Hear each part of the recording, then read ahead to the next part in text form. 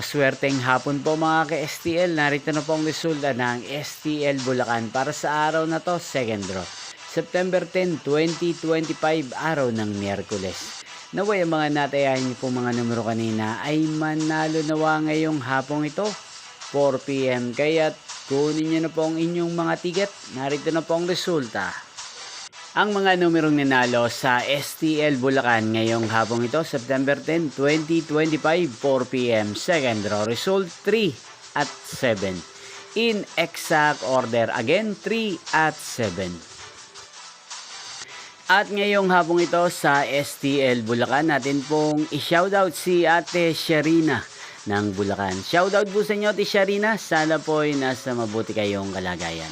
Inyo pong napanood ang resulta ng STL Bulacan sa channel na to, Roderick Hernandez TV. Magkita-kita pong muli tayo mamayang 8 PM. Thank you for watching.